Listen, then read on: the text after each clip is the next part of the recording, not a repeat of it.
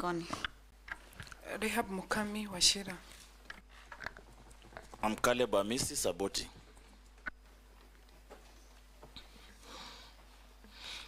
We also have the Secretariat that is supporting this process, led by the Deputy Clerk, Sarah Kyoko, is she?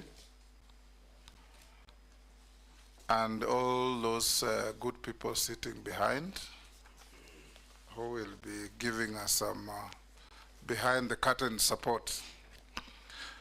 Professor Kindiki, welcome.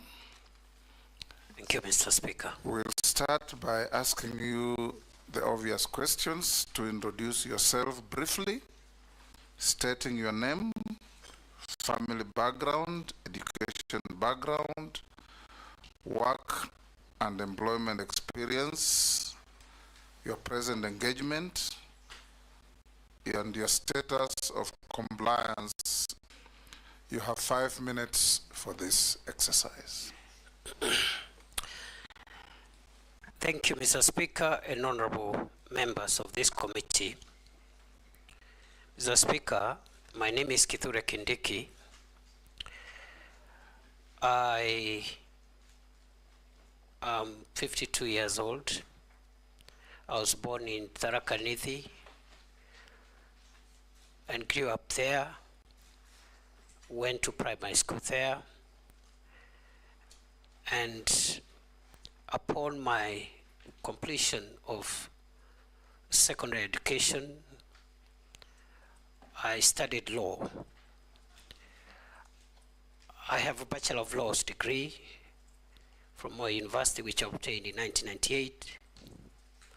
I have a Master of Law from the University of Pretoria, and I have a PhD in International Law from the University of Pretoria, which I obtained in 2002. I am married, I have 3 children, and I have worked in the last 26 years in various capacities. I'm an advocate of the High Court of Kenya of 24 years standing. And in the process of my career, Honorable Speaker, I have worked as a lecturer. I taught at Moi University for 3 years, and later on at the University of Nairobi for 9 years. I rose from the position of assistant lecturer until I became Associate Dean of the Faculty of Law at the University of Nairobi. In between, I was head of Department of Public Law. I have been licensed to practice law in Kenya, but also before international courts and tribunals, including the International Criminal Court, where I still remain in the list of Defense Counsel. Mr. Speaker, sir, I've been consulted for many organizations, including UN agencies, regional organizations like IGAD, COMESA, African Union, East African Community, and also I am a member of a number of professional organizations, including the Academic Council for the United Nations System, the International Association on the Study of Forced Migration, the International Commission of Jurists, the East African Law Society, and the Law Society of Kenya. I submit. Thank you. Status of compliance. Mr. Speaker, sir, I have filed to Parliament through the clerk my compliance with the Higher Education Loans Board, my compliance with the Kenya Revenue Authority in terms of tax compliance. I also have filed my compliance with all the other statutory bodies, including EACC, as well as the clearance from a recognized credit bureau as was guided.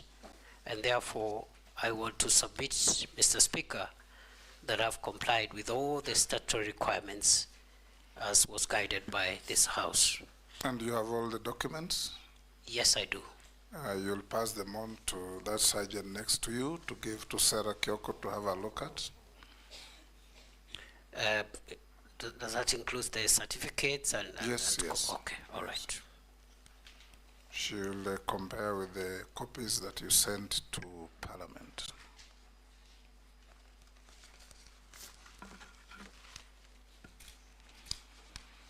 I will now open the session for asking and interrogating the nominee. And I'll give the first shot to the Deputy Speaker.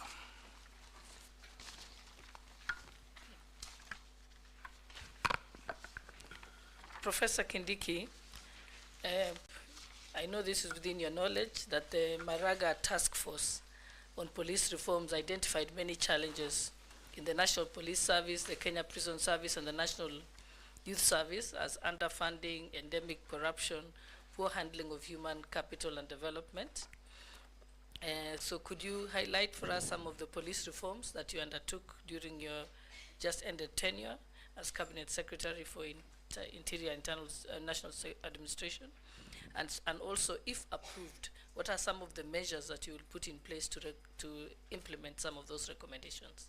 Thank you. Thank you very much, Mr. Speaker. I forgot to say between 2022 and 11th July 2024, I was the Cabinet Secretary for Interior and National Administration. Mr. Speaker, in response to the question by the Deputy Speaker, I respond as follows. That the task force that was established to recommend legal, policy, institutional, and other reforms in the National Police Service and the Kenya Prison Service made far-reaching recommendations on a number of issues, including welfare issues, leadership and accountability issues, career progression and succession management in the National Police Service, and also operational capabilities, equipment, and so forth. Mr. Speaker, sir, that task force recommended 221 recommendations that require administrative action. It also recommended a further 178 recommendations which require funding but do not require any changes in law or policy. The task force recommended another 177 recommendations which may not require funding but require legislative and policy changes. And finally, the task force recommended 23 recommendations in connection with the National Police Service, not the Kenya Prison Service. 23 of them that require consultations and concurrence with the National Security Council. We have, in the period when I have been the Cabinet Secretary for Interior, we have been able to take action on some of the recommendations that did not require legal or policy changes. For example, we've rolled out a massive police equipment modernization program, which will be rolled out in 5 years. And already, under my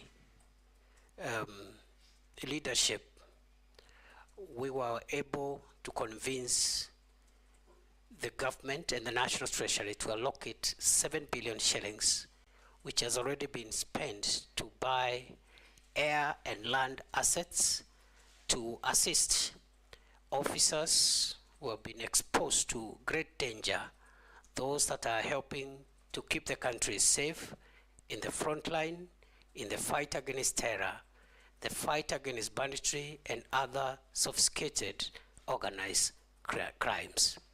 And therefore, this equipment is already up and running, especially mine resistance, ambush protected vehicles, armored personnel carriers, personal protection equipment, and also aerial unmanned vehicles, which are commonly known as drones. And we've been able to restore the police air wing, which had collapsed. And we have some of the aircrafts which are now operational and helping us with air surveillance. And we have also hoping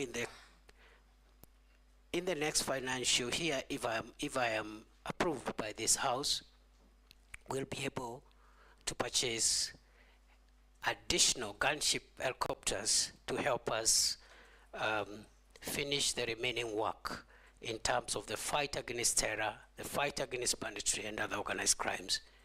Mr. Speaker, I also need to point out that because of the grave issues around leadership and succession management and career progression in the National Police Service, during my 21 months as the Cabinet Secretary for Interior, we've been able to put in place, operationalize the National Police Leadership Academy, which we opened, His Excellency the President opened in Ngong. And this is the academy that is helping us put together a curriculum that will help us put in place short courses, professional courses to retool, reskill our police officers, especially those that are in leadership, and also provide a fast-track process of identifying, nurturing leadership among our police officers. And therefore, going forward, with the academy now operational, we believe that in the next few years, we're going to inculcate not only fast succession management and career progression program, but also we're going to have a very motivated leadership within our police officers. We have also, of course, taken action around welfare issues. Already the increments for the first increments that were proposed by the task force have already been put in place. We have also, in terms of giving motivation to our officers, also operationalized the National Police Service Hospital, which is supposed to take care of those who are injured in the front line so that they are not exposed to health or even subsequent risks when they visit ordinary hospitals. So by and large, that's what we've done. And finally, on the proposals that require legislative reforms and policy reforms, we have formulated about 6 pieces of legislation which are ready. They are just waiting for stakeholder participation, and then they'll be conveyed to Parliament through Cabinet.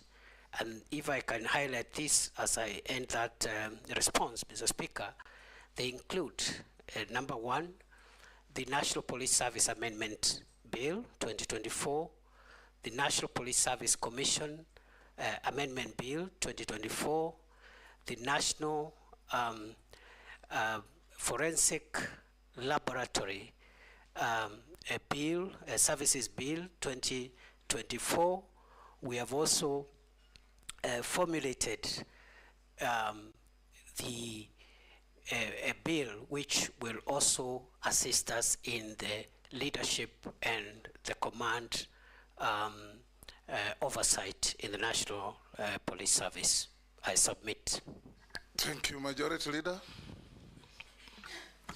Thank you, Honorable Speaker. My question to the CS nominee relates to just where he stopped on the legal and legislative proposals that he was considering before his exit from the ministry, and more so around the issue of implementation of Article 37 of the Constitution on the right of Kenyans to picket, assemble, demonstrate peaceably. And see, as you have seen in the recent past, a lot of confrontations between members of the public and the police.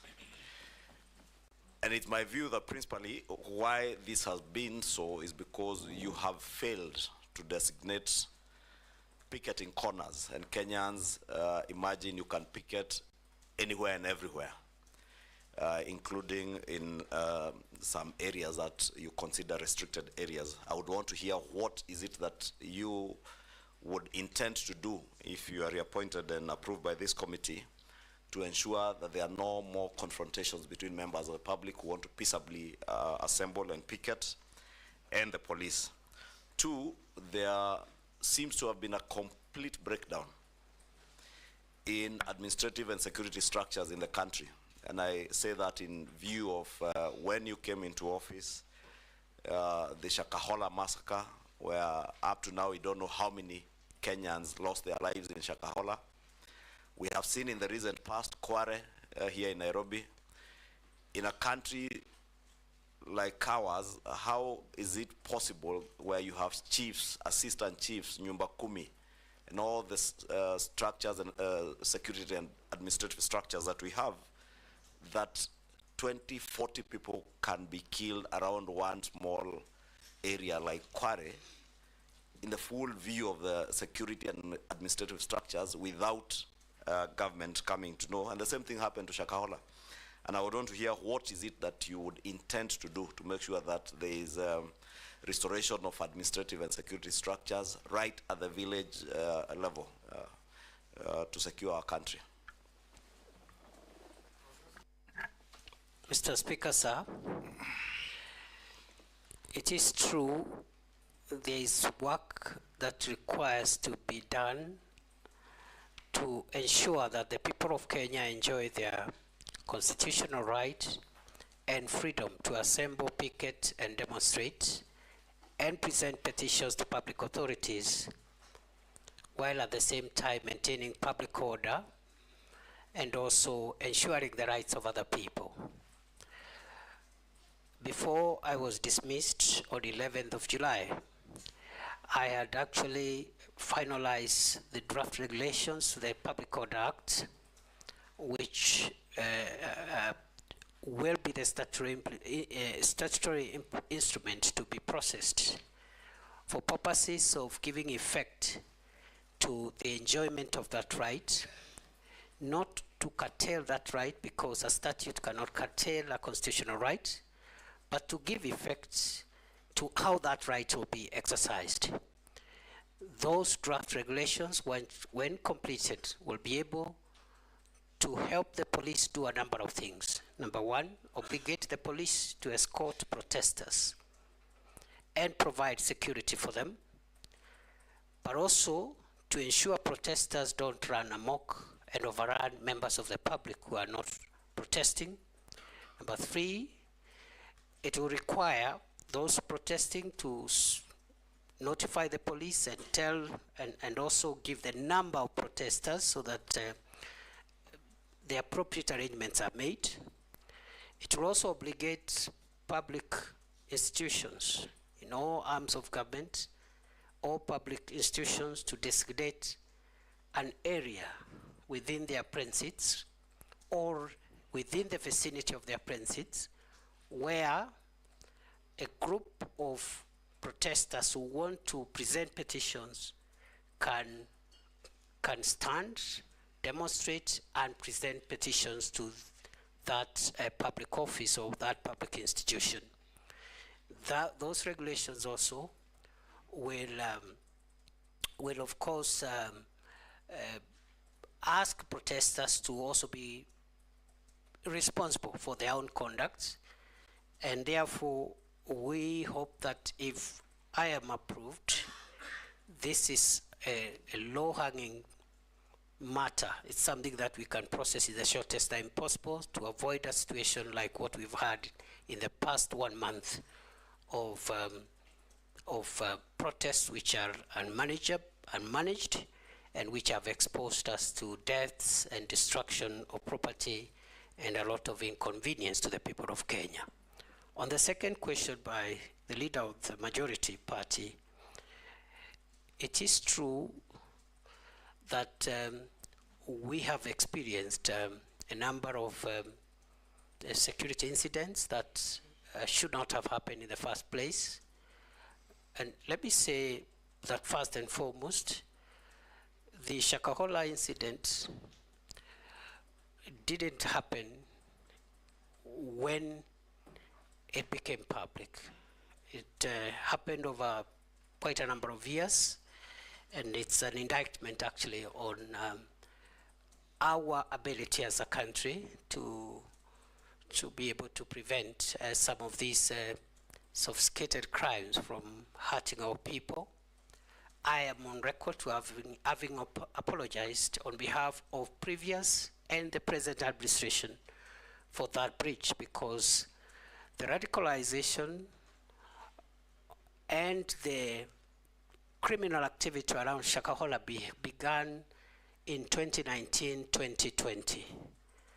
But the manifestation in terms of people dying and being buried was something that happened sometimes in 2022. And the Shakahola incidents will remain the most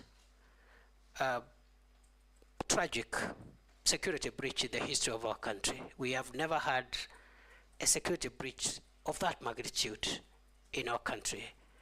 We have learned the lessons. 2 days ago, the task force that the president had appointed has helped to give us some of the recommendations on what we need to do to avoid that going forward. But also, we believe that the public officials, including security officers who are in charge, must also have their day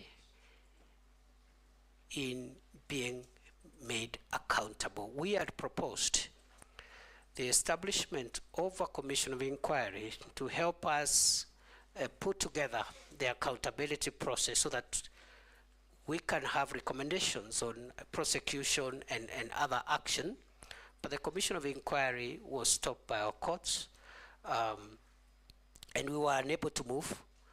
But with or without the commission of inquiry, I want to assure the people of Kenya, if I am approved, one of my priorities will be to make sure that the accountability for the crimes in Shakahola by public officials, including security managers of all arms, of all agencies of the state, must proceed as a way of making sure that we do not have this kind of thing happening again.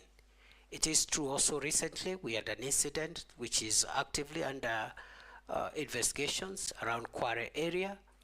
Again, the same reasons, gaps in the Ngao and Nyumba Kumi structures, and also our intelligence collection ability. And I just want to say that now that we have finalized the proposals and we know what we need to do to reform our National Police Service, my next assignment, if I am approved by this House, will be to initiate far-reaching reforms in the national government administration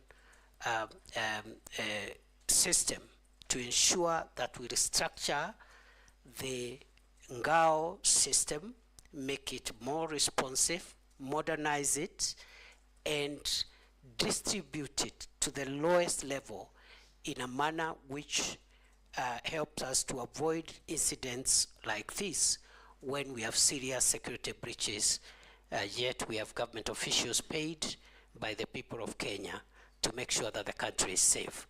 So I want to admit those were very unfortunate incidents, and national security being a work in progress and a perpetual project, we have learned the lessons, and we are going to make sure that we strengthen and seal the gaps to ensure that we make our homeland safer than it has been before. Thank you.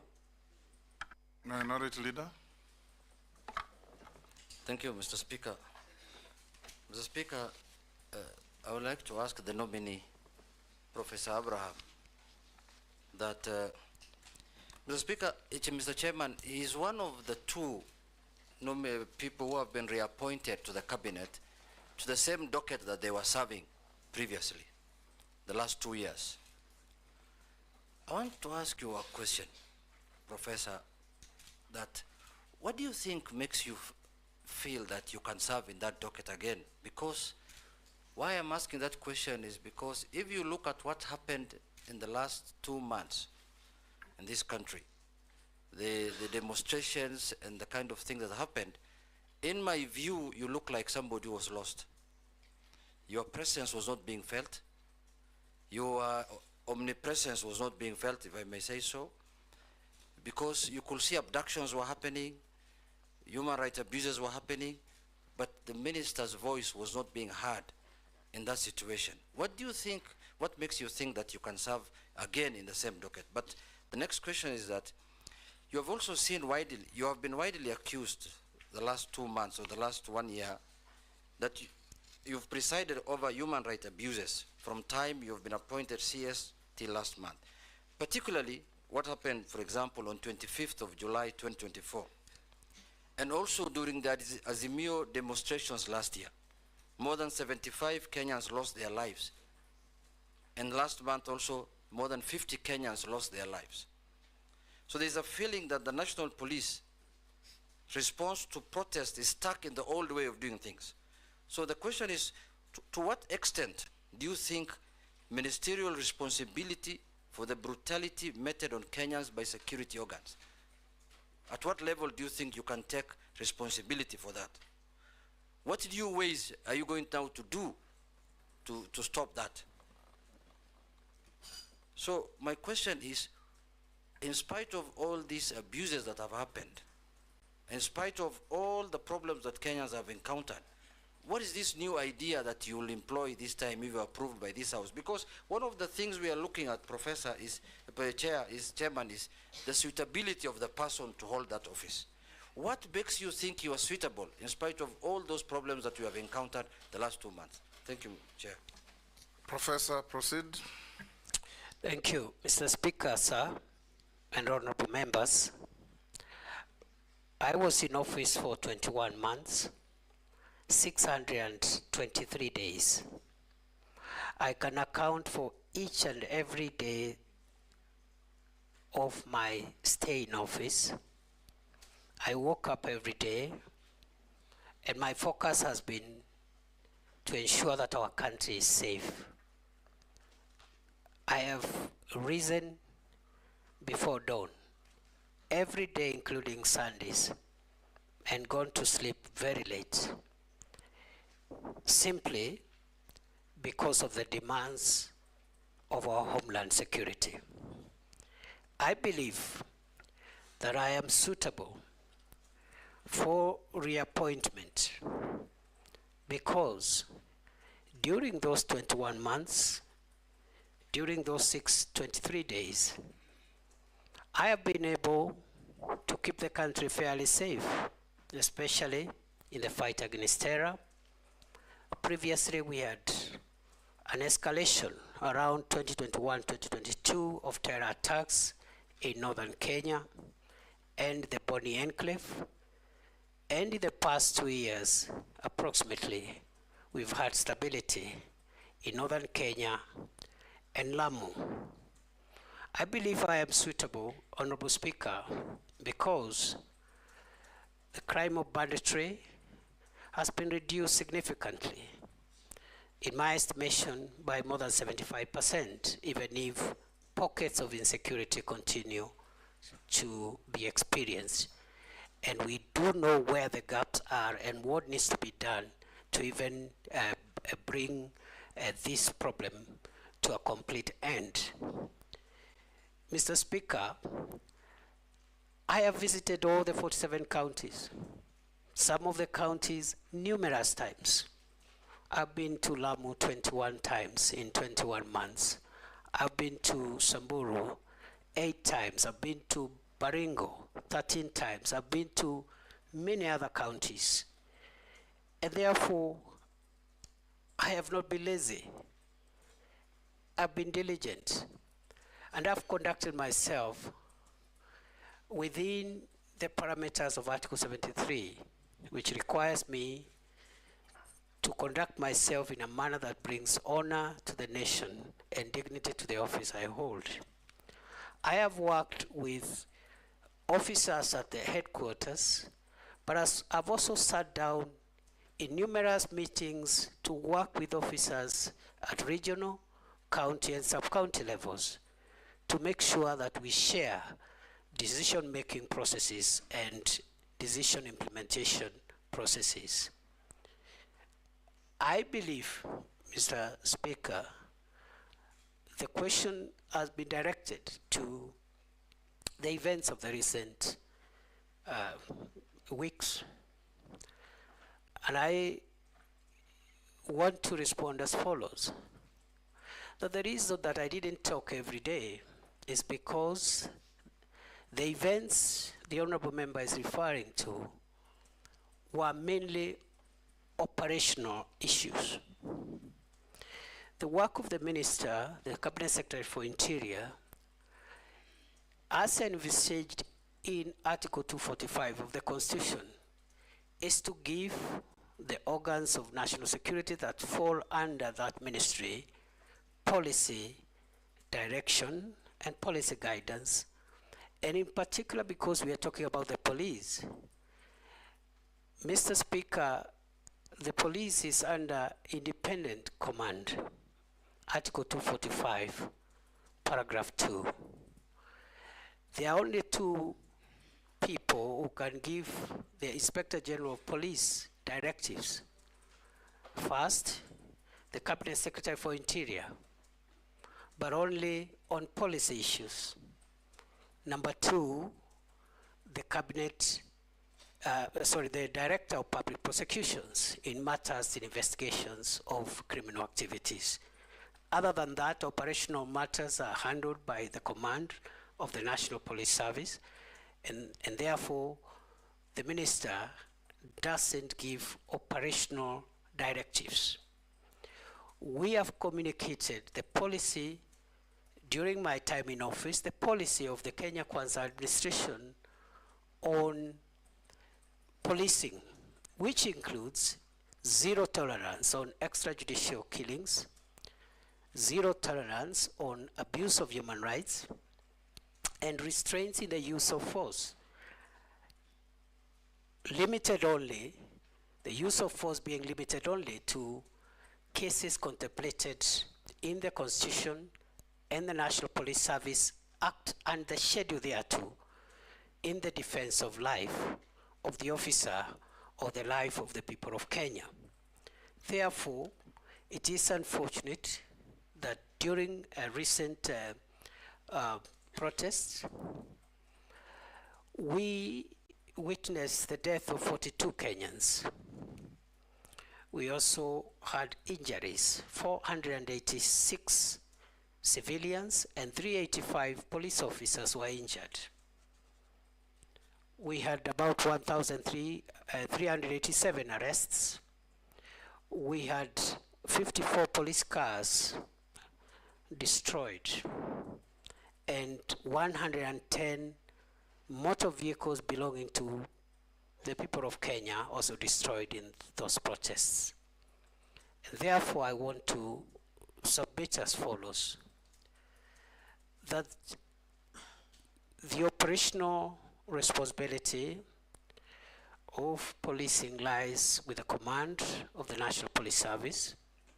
It is my estimation that on a broader scale of things, generally, the police tried their best to protect the country against mobs of criminals, arsonists, and other dangerous people, including those who visited parliament and wanted to kill parliamentarians and other people.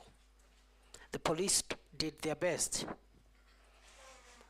And in the event, as it is possible, that any officer went beyond what is allowed in terms of the use of force, it is now the work of the Independent Police Oversight Authority and other accountability agencies to help the country to bring to closure the issue of justice for excess use of force.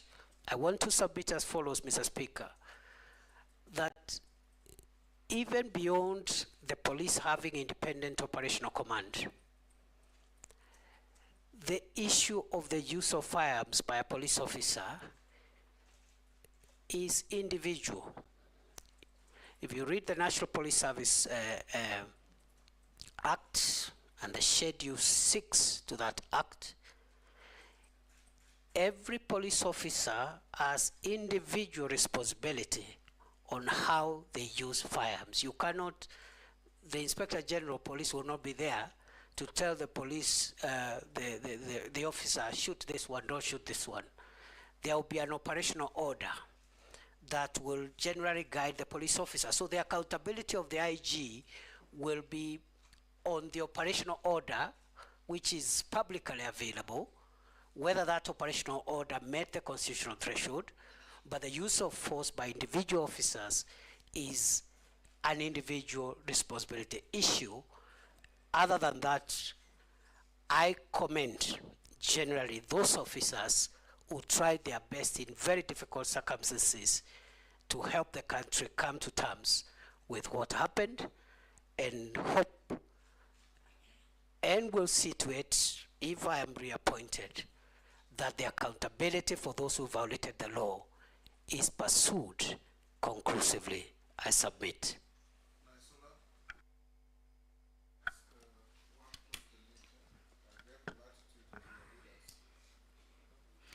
Thank you, Mr. Speaker. This question will just require yes or no. So then I'll be able to ask the next one. So Professor Kindiki, are you aware that for the last 2 years, we have internally displaced persons in parts of the North Rift, that is Samburu County, parts of Baringo, Elgeyo Marakwet, and other parts of the North Rift? It's a yes or no? Yes. So if this committee finds you suitable to hold this office again, what measures will you put in place to see that these families go back to their homes, and especially going children will go back to school and people can go back to their homes and live peacefully? Mr. Speaker, allow me to ask the last question, which is also, are you aware that there are people in the North Rift who were killed in broad daylight, in marketplaces, in towns, for example, in Samburu West, in Suguta town? There have been abductions, and this current administration, which you served in, during its campaigns and has continuously said that you will not have issues of abductions, issues of extrajudicial killings, but I want to put it across to you that it has been happening. There are people in those counties who are missing to date. They have been abducted. I want to ask you whether you're aware, and we have sufficiently been informed that it is alleged that it is security officers who have abducted these people. Is that one of your measures of ensuring insecurity is settled in these areas? And do you think, as a professor of constitutionalism and ensuring we follow the Constitution, is that the right way in ensuring fair justice even to those who are accused?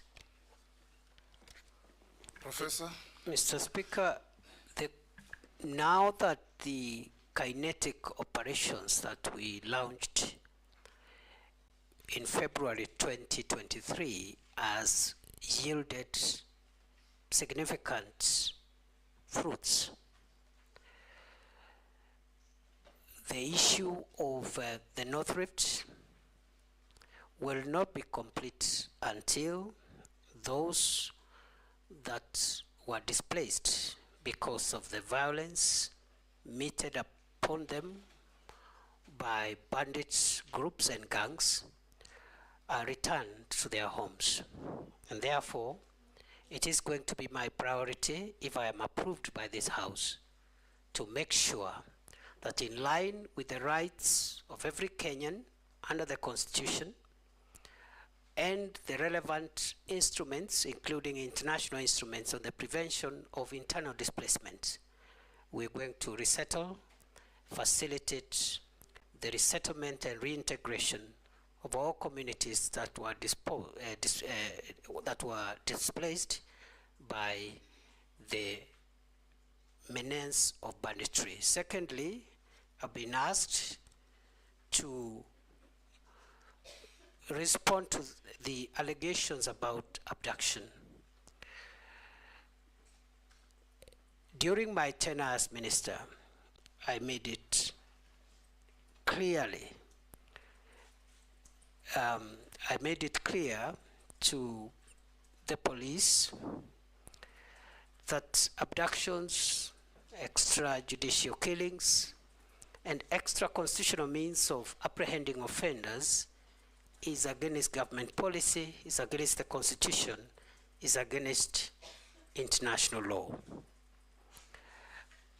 I must hasten to say my observation, because I've been in the front line more than any other place, especially in North Rift, in northern Kenya and the Boni Enclave. The officers who served in the special units in counter-terrorism and counter-banditry, the formed-up units, have been quite professional, generally. But just as I've said in the previous question, in the event there are any infractions, there are any reported infractions and excesses by the special forces that are helping us to fight banditry, again, IPOA and other accountability mechanisms must be put in place to ensure that we do not spoil the very good work that is being done by our officers in the front line. Some of them have died, others have lost limb, officers have been destituted.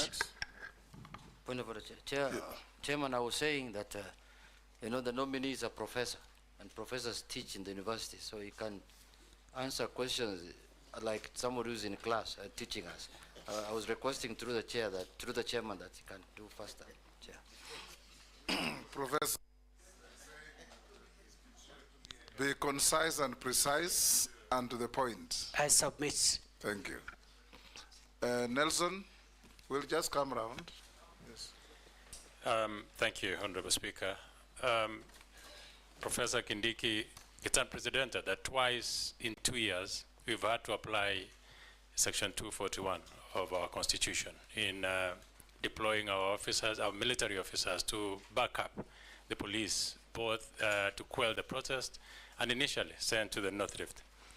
What exactly is the state of our police force? There are so many things that are flying around, gossip, that number one, our officers, police officers could be demoralized. Number two, is there a situation that you feel the police at some point are very hesitant to execute some of the assignments they're given because of lack of morale? And you as a CS, the accusations that you've not helped in boosting the morale of our police officers. What exactly is the state of our police force? Professor? Mr. Speaker, yes, we have applied Article 241 twice. And I think there is nothing abnormal with that, Mr. Speaker, because that is why that article exists.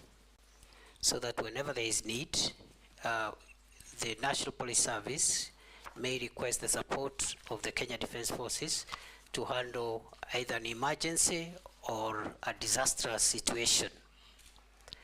On the case of the North Rift, it was important to get the support of the KDF because at that time the National Police Air Wing had collapsed right now it's operational. We didn't have air assets.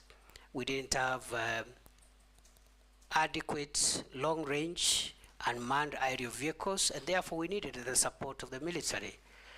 But the effort in North Rift is police-led. In fact, the military has been supportive in the periphery. It's police-led. Even in terms of numbers, we have 4,500 police officers against less than 1,000 KDF officers. With regard to the recent emergency we had, again, what we had on 25th of June was unprecedented. And our calling of the KDF was simply to put them on standby should they be needed. And you've seen they have not been needed. But it was a precaution because the criminals who wanted to burn Parliament were also threatening to burn State House and other critical installations. So if that was not reason enough to put KDF on standby legally, I don't think any other situation would have met threshold, because what we faced in the last month, in our view, was existential threat, not just to the arms of government, but to the state itself. And therefore, the police is in good shape. There are issues of welfare, which we are handling. I've already mentioned about the salary increments, which we have started implementing.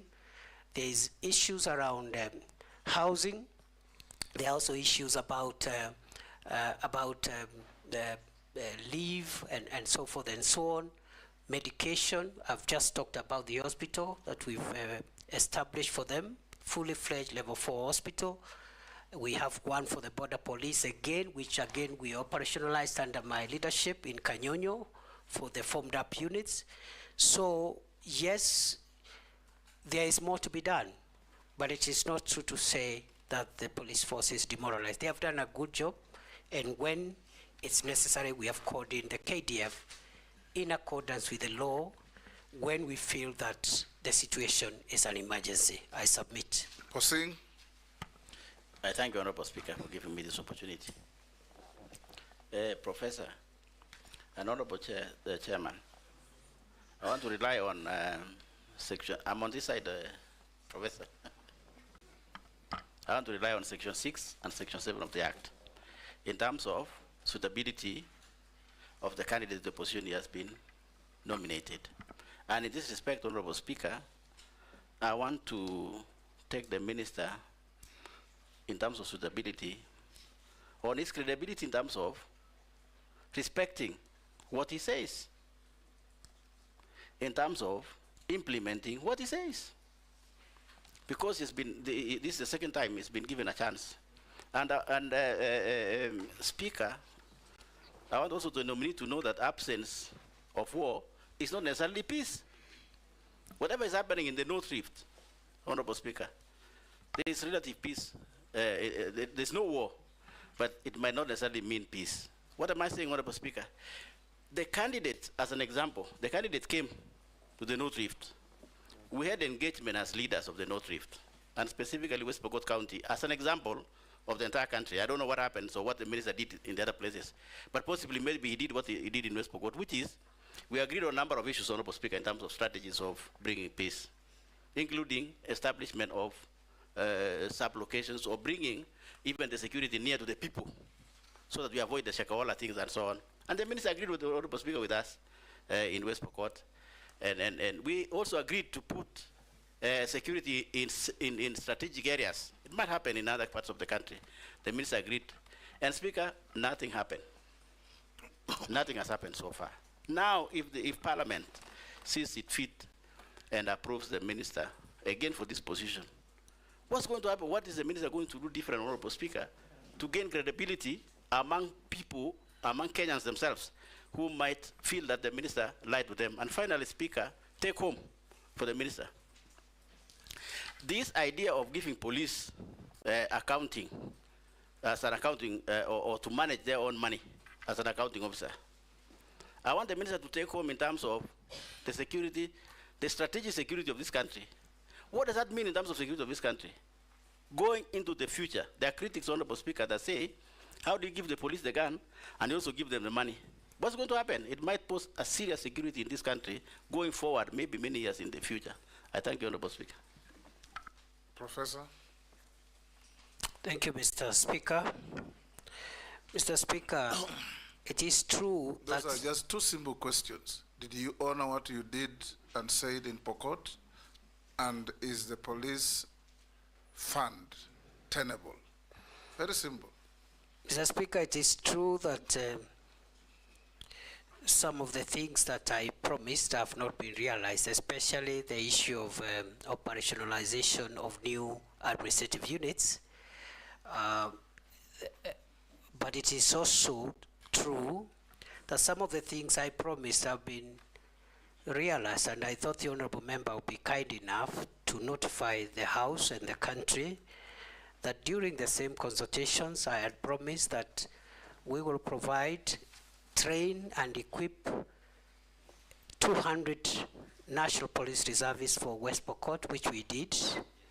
Number two, we had promised to set up a security camp at a place formerly called Lami Nyeusi, which is now called Lami Nyeupe, which we did, and so many other things we did. But the issue of the units is outstanding, and not just for West Pokot, but also for a few other counties, including some parts of Baringo, Samburu, and a few other counties that did not benefit from the operationalization of units, and that is work that we are going to complete if we are reappointed. On the second question, I do not think there is a problem with giving the National Police Service money and control over resources relating to their operations. The operational budgets of the police must be run by the National Police Service themselves, and not by the ministry, not by the Office of the President. And in my view, if there are issues of lack of effectiveness, it is not because the police have their own budget. If anything, it should help them even work more efficiently. Therefore, the question should be, now that the police have their operational budget, what prevents them from serving the people of Kenya in a better manner? And those are issues that we'll be looking at if we are reappointed. In any case, Parliament oversights the use of that money. Gikaria? Thank you, Chair. Professor Kindiki, in the recent past in this demonstration, two young men, Michael Kihunga Nyagodhie and another young man called Kevin Maganga, were shot dead in Nakuru. The family has been trying to get some information from IPOA. It is alleged that the IPOA is not receiving required information from the police service. This has posed a great challenge to IPOA executing its oversight mandate. If approved for this appointment, Honorable Kindiki, what steps will you take to ensure that the two institutions work seamlessly for the benefit of Kenyans? And secondly, how will you strengthen IPOA so as to execute its mandate? Second, the Honorable Chair, is about urban criminal gang activities. In the urban areas, particularly in Nakuru, a criminal gang called Confirm, which by what the citizens claim has brought about 5 deaths in every month and hundreds of injuries. Maybe if you're approved and confirmed, what are the steps that you'll take to reduce the increase of criminal activities in urban areas, and particularly in Nakuru, specifically the confirmed criminal gang? Thank you, Chair. Professor? Mr. Speaker, on the first issue,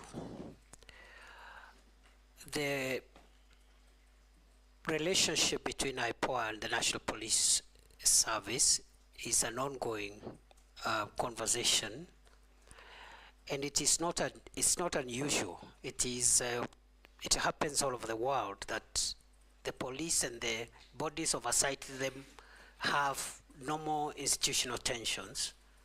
We have, during our tenure in office, we have encouraged these institutions to work together because each one of them is playing an important role. It is the same problem we had between the police service and the Police Service Commission.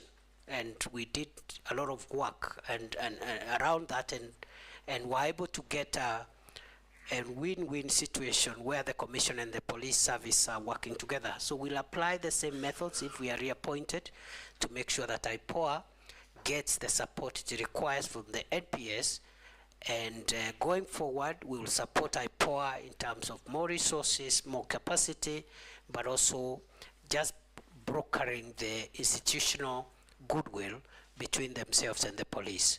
The second question, Mr. Speaker, is on the criminal gangs. It is true, we have had a gang in Nakuru known as Confirm, and urban crime is a major issue. When I took over as CS for Interior, October 2022, there was a lot of gang violence and gang crime in Nairobi. We've been able to reduce and suppress the Nairobi urban criminal activity significantly. We hope that the Nakuru matter could also be resolved, and before I was dismissed from office, I had a meeting with the leaders of Nakuru County, and we had agreed that according to the feedback the leaders gave us, we needed to change the command, because sometimes many of these performance issues are based on the right command. So we are going to work on it to ensure that we eliminate that gang and other urban gangs in Mombasa and a few other towns that are suffering the same problem. Robert Mbui. Thank you, Mr. Speaker. Professor, Kenya's constitution borrows very heavily from the US one, particularly issues to do with the Bill of Rights. And you swore to uphold this constitution and protect it. Recently, you saw in the US that a gunman tried to shoot a presidential nominee and was actually brought down, but despite that, and even missed, but despite that, the head of Secret Service resigned their post. Now in Kenya, during your tenure as CS, over 100 Kenyans have been killed, murdered by the police. You know that maybe over 1,000 people have been injured, and property worth billions of shillings has been destroyed. Not to forget that a lot of Kenyans have also been abducted, and as we are talking, there are still people, families that are still looking for their loved ones. Now, we did see that the Inspector General of Police resigned. Do you think that as a CS, you should not also have taken responsibility, political responsibility for that failure that the resignation confirms, and also either resigned or declined the appointment? It's also important to note that during these demos that were held, a lot of people were shot. And there is clamor and request and, for justice. In fact, I've attended, one of them was a constituent, Erickson Mutisia, and we've gone to those funerals, and the families are asking for justice. You have forensic evidence because you have the bullets, and you know that every bullet that comes from a gun can be traced. Why have we not seen arrests and arraignment in court of the police officers that are accused or that were involved in these shootings? Because that would appease the public a little bit.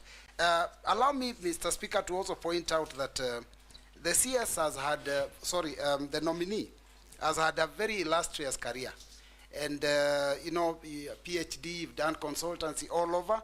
And when you are here for the approval hearings in 2022, after all those many years of working, your wealth was at 544 million. Now, 2 years later, your wealth now is at 694 million. That is a whopping 150 million shillings more. Maybe you could explain to us, is this increase probably related to the office that you hold? It would be important for us to know. And finally, Mr. Speaker. Too many questions, Robert. Mr. Speaker, just one last one, because we are doing very well with time, Mr. Speaker.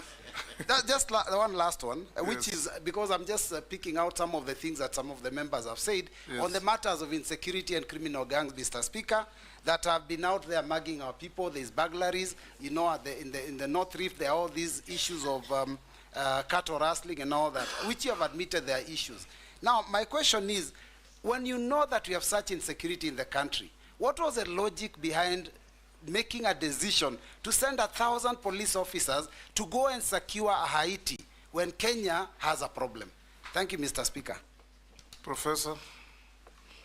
Mr. Speaker, those are three questions. The first one, the Honorable Boy asked about whether I should have resigned. The example the member gave about US, where the candidate for presidency was nearly killed, raises a number of issues. One, he says the person who attempted that was killed. That demonstrates use of force, even in our local context, is allowed, because nobody raised issues with that criminal who was wanted to kill Donald Trump. He was shot dead without questions. Number two, the honorable member has said that the director of the Secret Service resigned, but also drew a parallel and said our IG also resigned. The minister did not resign in the US. I don't know why the Kenyan minister must resign. And nobody asked the minister to resign, because ministers don't instruct operations, they instruct policy. I can only resign if my policy instruction is unconstitutional or illegal. Then on the question of those unfortunate incidents when Kenyans lost their lives and the quest for justice, I strongly believe that there must be justice, and every death that occurred must be accounted for. However, Mr. Speaker, the process of putting together criminal investigations, including forensic evidence, is not something that can be done, can be rushed. It takes a bit of time all over the world, not just in Kenya. I believe IPOA should help the country to get closure, and I have promised, if I am reappointed, I'll encourage the collaboration and support and goodwill between IPOA and the police in terms of providing information so that justice is served. I have also been asked about my wealth, which has increased from 544 million to 694 million. It is true because, first, let me start by saying that I have not benefited from any improper business. I have not done any business with government. Let's start from there. I have not applied for any tender by myself, by proxy, by relative, or by anybody. Mr. Speaker, before I was appointed, my wealth was at 544 million. I said at that time, which I still do now, that I have run a business, which today I do not participate in that business. I don't practice law, but my law firm is alive and working, and much of that revenue has actually come through the revenue from my law firm, which is still active but being managed by other people. I think all my salary and allowances have been spent in paying bills. Therefore, most of the increment in my net worth is because of three things. One, the legal fees, some of which was actually pending by the time I was being appointed. And I said it here, that there are some unpaid legal fees, which some of them were paid. In fact, I remember 2 months after I was appointed, one of the clients paid a significant amount of legal fees, which had been pending. Other than that, I do small businesses and so forth and so on. None of my money has come from the public except the salary and the allowances that I'm entitled to.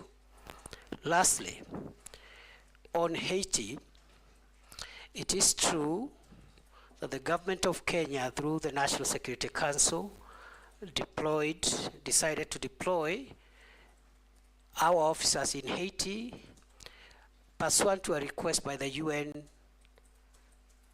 Security Council and the UN General Assembly. These are international obligations. It has not affected our operations, and it is not true to say that since there are problems in Kenya, we cannot also do our international obligations, because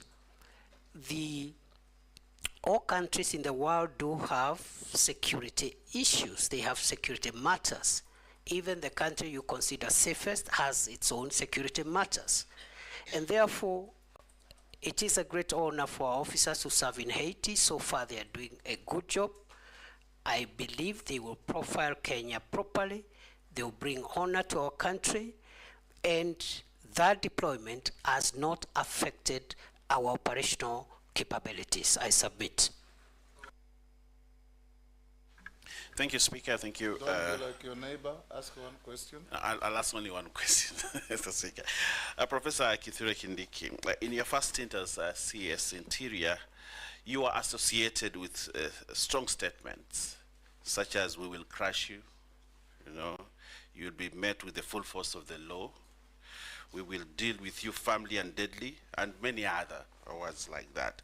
Statements which seem to fuel police extrajudicial action. And Kenyans have taken notice of such statements that probably they fuel police extrajudicial action, and the use of excessive force, because if you tell people we'll crush you, the police will crush you. That's what it will entail. As you see now, there's a new awakening in this country about what public officers are saying. How different will you be if we approve you? Secondly, you are also the civilian face among the police and the security organs that we have. But as you took up this job, probably, Professor Kindiki, you became more of them, more of a police officer, not a civilian within. You are donning police uniform, you are all over police choppers, and you behaved like a police officer, which probably took you away from the police direction that you're supposed to give the forces, and became more of an operational leader instead of a policy director in the force. How will you be different on this? And probably lastly, you are more in the sky than on earth. When you want to give policy direction, you want to give guiding, you need to be in office, have meetings, boardrooms, and give policy direction. But you have said you actually went to Lamu 21 days, 21 times in 21 months. And probably in the operation field more than where you are required to give, operational or to give policy guidance and direction. And that's why the police force and the administration, national government administration, is not properly coordinated. How different will you be when we approve you as CS? I thank you. Professor? Mr. Speaker, thank you. I've been asked to say whether I'll change my language. Mr. Speaker, I need to clarify that it is true I have used very, very unique language. But, Mr. Speaker, this is security language. And the people I address when I use those terminologies are not the law-abiding citizens of Kenya.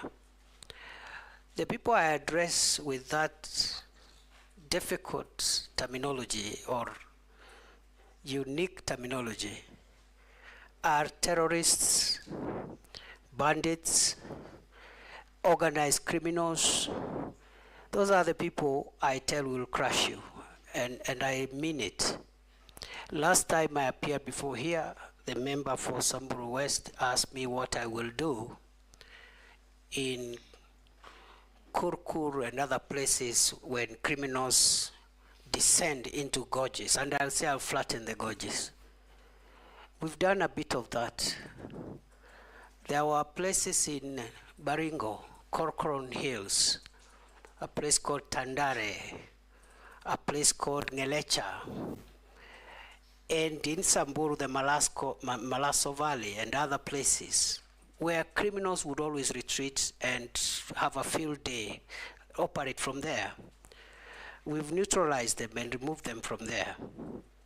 So, again, the use of force is permitted by law, depending on who that force is used against and in what circumstances.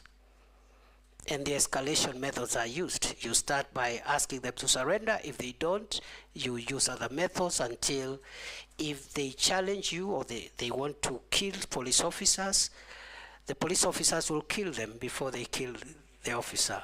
That is the law. Mr. Speaker, on the second issue, I have been there at headquarters driving policy in boardrooms, Arambe House. I've had so many meetings in our campuses in Kiganjo, in Embakasi, Roiro, Police Leadership Academy. But I've also been in the field more. Why? To disseminate policy to our forward operating bases, to our camps, to our officers in the field, in the counties. And even in the counties, before I even start my meetings, I would sit with the county security committee in a boardroom, disseminate the policy, because they are the ones who will be left to implement. And I have also been in the most dangerous spots in our territory with our officers in the front line. Why? To give them moral support, that we have not posted them there to die. We have posted them there to protect the country, and there is no greater morale booster than for the security minister to go and visit the officers, have lunch with them, encourage them, and tell them what the government policy is and what the government thinks about them. So it has been very rewarding. I will be back in the normal manner, but I will of course balance between my headquarters work and also the field work. Lastly, I've been asked to land. I have always landed. For every flight, I have landed. And finally, on the issue of uniform, what I wear is tactical attire, because there are some things which protective clothing that you need tactical wear to be able to have protective clothing and protective facilities, because you're in a dangerous situation. I don't wear that on the streets of Nairobi. And also, I have been in not just police helicopters, but military helicopters, because the law provides that the security minister be facilitated when he is in dangerous situations. The Minister for Interior, the Minister for Defense must be facilitated, because the nature of our work is we are exposed to risk and danger by virtue of office. Otherwise, I do not fancy it's only that it's all in a day's job. Murugara. Thank you very much, Mr. Speaker. On a CS nominee, let me take you away from the police officers, the bandits, and all these other insecurity matters you're dealing with, back to national government administration. I recollect very well that when you were here, we actually questioned you on it lastly during the vetting, and emphasized that the nerve center of the national government administration is in the villages. That we do have very serious workers in the villages who possibly are not recognized by the national government, but who play a key role in the service and security provision and everything else, so that we can avert incidents like the Shakahola and the quarry incidents we've talked about. Here I'm talking about the village elders and the Nyumba Kumi workers, whom you use extensively 24 hours every day, every month, and every year, and in a form of service which is very similar to servitude or some form of modern day slavery. These people are not remunerated. Your response that time was that a policy was going to be put in place immediately, and that they would actually start getting a form of remuneration. The question I have to you is, how far has that gone, and when should these people expect their paycheck? Whether check, whether M-Pesa, whether whatever is going to be, when should they expect to be paid?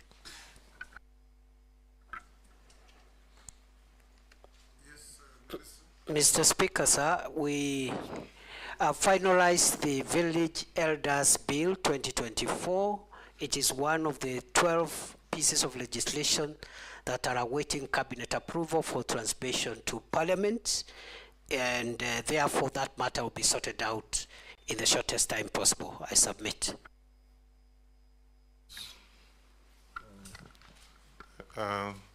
Waziri, I want you to again go back to Haiti, where we actually deployed almost 600 police officers.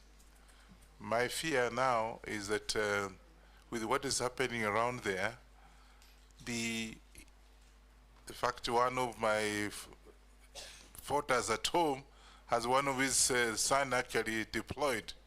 And the question is, how secure? Do you have special security, insurance for this particular, just in case something has happened? Of course, that has led to a deficit of police officers. That's why when you had demonstration here, you had to get in the army because we don't have enough police officers, so because some of them are away. Secondly, I also have had a case in North Rift. In fact, my colleague is just walking in. The North Rift, where you have this police reservists have been disarmed, and yet we have problems in North Rift. And those are my borders, and we have that problem. And yet you have actually disarmed the police reservists. What are you doing about that? Professor, will take Dawood, note the questions.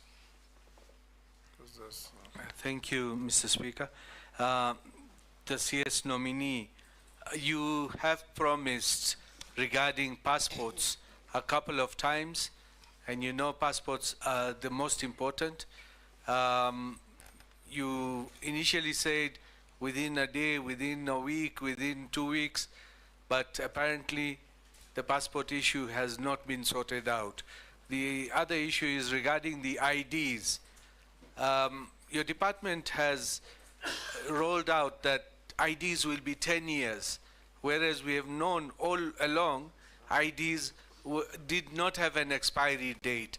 What informed the decision for that one? Because now we've got Maisha number, which has been already declared unconstitutional.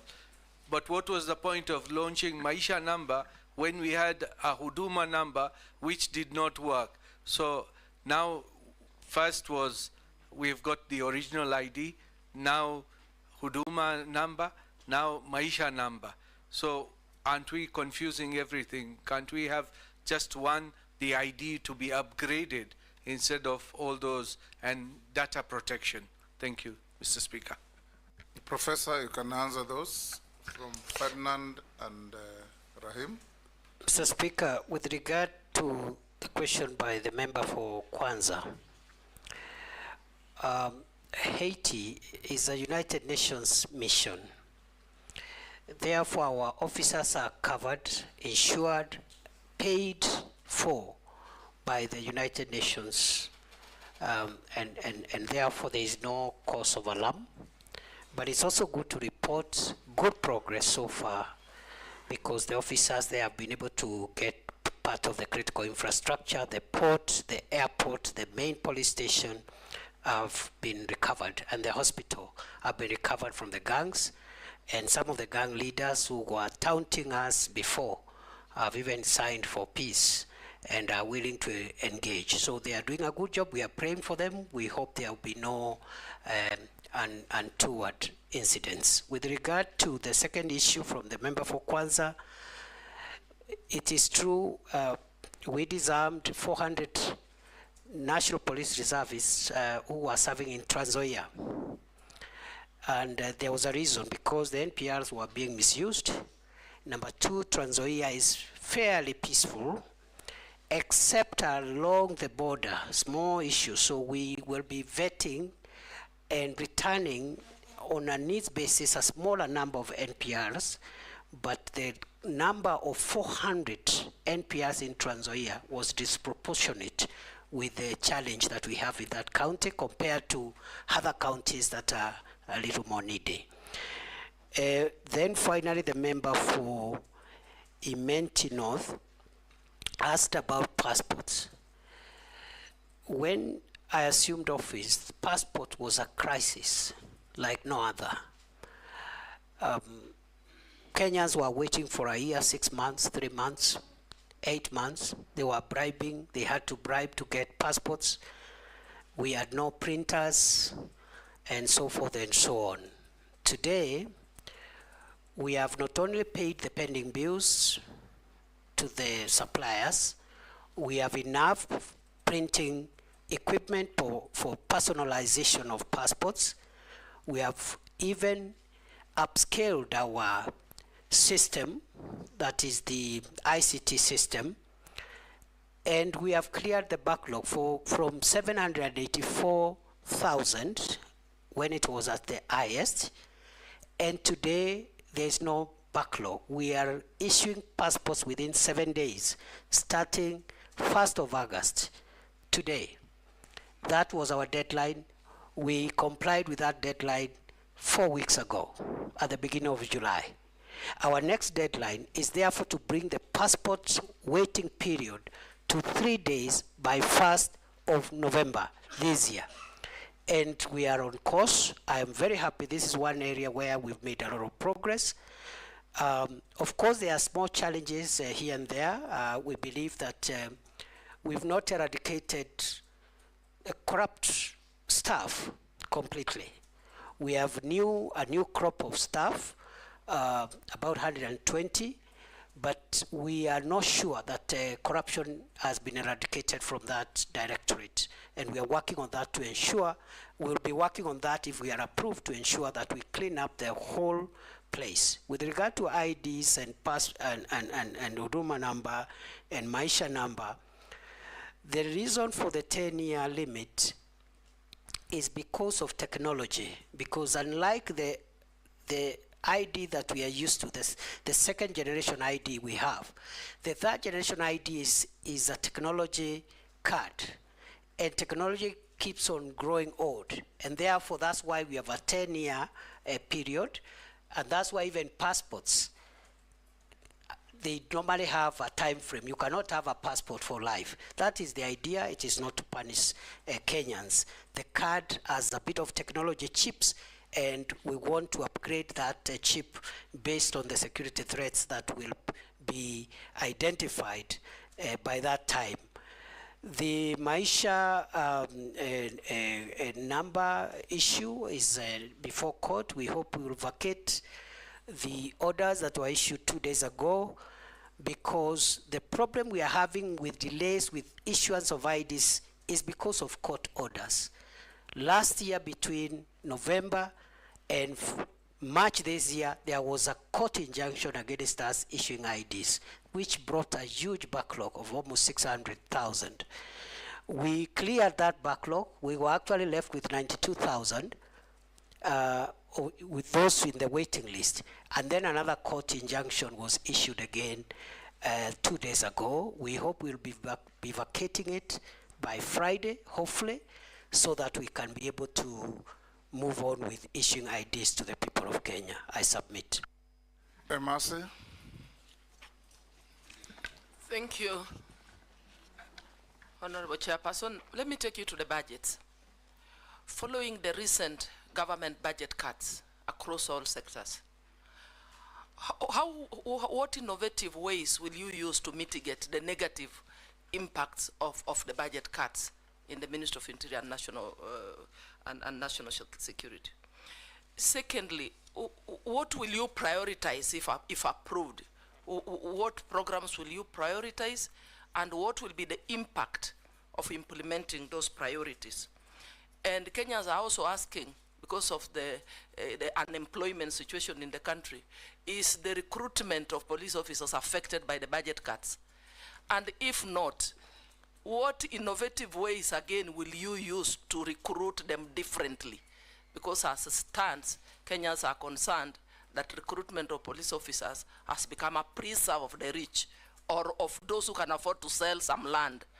So how are you going to make sure that employment opportunities in the Ministry of Interior are open to all Kenyans, irrespective of their tribe, their religion, where they come from, whether they have money or not? Thank you. Hold, Professor. Yes, Missy, take those two. Thank you, Mr. Speaker. Prof, you'll go down the history as the first minister to be vetted twice in one term, one presidential term. Of course, the others who are coming, but for now you are the first, and that history will not be, will be there forever. And I'll take you back to what you said in the Senate, that history is replete with strong and powerful dictators who were brought down by the power of the people. And I dare say you've been brought back here to this vetting by the power of the people. I want to refer you to an event because you are a member of the National Security Council. This is the core of the security of this nation. I want to refer you to an event in history in 1962 during the Cuban Missile Crisis, something I know you are much aware of because you are an international law student or professor. During this time, the then president of US, J.F. Kennedy, had a standoff with the Soviet Union, Nikita Khrushchev. And there was an ex-com committee members, comprising of 14 members, almost akin to what we have here as the National Security Council. All those 14 members agreed that to deploy. It took J.F. Kennedy brother's advice to do otherwise. I'm not asking you to be consulting your brother, but if it were not for the brother's advice, then we could have experienced the first nuclear war to the destruction of the world. Now, I look at the events that have happened here as a result of either good or bad decision of the National Security Council. And just like somebody said, that there is always an inclination towards consensus, even if a decision is bad, that the committee of people could easily incline towards psychological consensus to the destruction or to the results of a bad decision. Does National Security Council of this republic also suffer from groupthink? Groupthink in a way that there is no devil's advocate to give an alternative decision making that can save the country. Then, Speaker, if you may allow me the last, very brief. You've tried to explain the donning of the uniform, the police uniform. What surprises me, Prof, is that you give instructions to police, you give press conferences, you are adorned in the uniform of the police. But when it comes to the crimes committed against humanity by the police, that's where you say the police are independent. How independent is your uniform? Professor. Thank you, Mr. Speaker.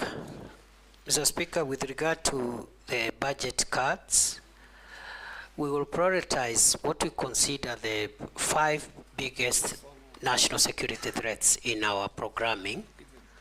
And those are the threats of terror, organized crime, drugs, the need for drug controlling narcotic drugs, the fight against climate change, and also extremism. in its various forms, religious, political, or whatever, extremism, because extreme behavior can annihilate the nation. With regard to recruitment, going forward, we will ensure that each and every Kenyan, boy or girl who is recruited, can be accounted for. Because in the past, we've had so many claims of corruption and so many claims of favoritism, and therefore going forward, it's going to be demanded from the police that they account for every recruitment slot that they fill. We have a big problem of corruption in the country, and we hope the National Police Leadership Academy and the programs we want to put there as we look for succession management and new managers of security will be able to fight corruption in the National Police Service. Mr. Speaker, the Honorable Amisi asked me, I think the first was just a comment. He said, I've been brought here by the power of people, and I want to say happily, yes. Happily, yes. With regard to the second, and I say happily because it's important for public officials to be put under scrutiny and be measured using the highest possible threshold. So I have no issues, I have no problem. Even if I'm brought here 20 times, I will happily come up and try and explain myself to the people of Kenya and to the representatives of the people of Kenya. I've been asked, the second one, the last one, from the Honorable Amisi, was on whether the National Security Council is suffering from groupthink, and the answer is no. I submit. Mukami? Honorable Mukami? Thank you, Honorable Speaker. Honorable Speaker, I want to ask our Waziri one question from a police officer who is concerned. I understand there is a court battle in the court since 2018 between the police constables. There are those who are earning higher salaries than the others. That means there are those who are in job group J, they are earning more salary, and that is why they had gone to the court, because they want to understand why there is a discrimination. The other question, it's about our police officers. Waziri, as you know, our officers really do a lot of work. What policy are you going to put into place to motivate our police officers? Because there are those officers who have stayed in one station for over 20 years. They've never been promoted, they've been never transferred, they are just there in that station. So we need to motivate them. Thank you, Honorable Speaker. Mishi, Honorable Mishi. Thank you, Honorable Chairman. Honorable Chairman, I want to ask Professor one question. Professor, as the women of this country, we are shocked and we are sick to see the rising number of femicide cases. In fact, we are really shocked when we saw the bodies which were discovered at the quarry, because all the bodies were for ladies or other women. I don't know what is the root cause of this. What contributes to all this? Who slept on the job? We need to know some answers on these issues. Second, Honorable Chairman, I know he has answered issues on the issue of officers using excessive force during protest, but I also wanted to hear from him, what future plans do you have to ensure that future protests are going to be managed in a way that there'll be no loss of lives? Thank you, Honorable Chairman. Professor? Mr. Speaker, sir, with regard... Hold, Professor Emaso, you have a point of order? I think the nominee forgot to respond to mine. Which one? It was on the budget and the issue of recruitment. He did. I think I can respond together. He did. Okay. He did, very clearly.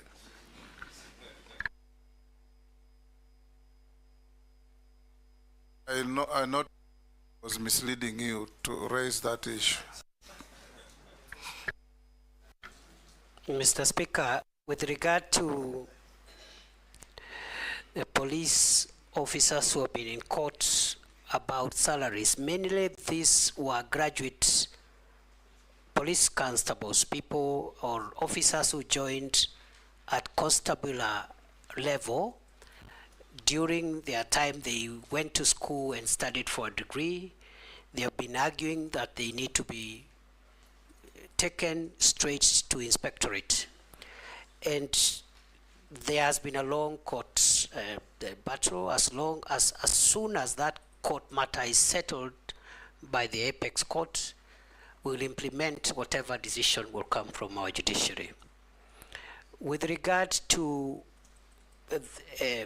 that matter going forward, we will implement the recommendations of the Maraga Task Force, which creates two-tier police service where you can serve in the lower ranks, and the academic requirements are different. You serve from constable to senior sergeant, or you enter the police service at inspectorate level if you are a graduate as a cadet, so that we professionalize a little more the police service and also expedite leadership generation through cadets who can assume responsibility as OCSs and commanders at county level and so forth, to avoid a situation where you have officers seeking to extend their time in office at senior levels simply because of a lack of generation of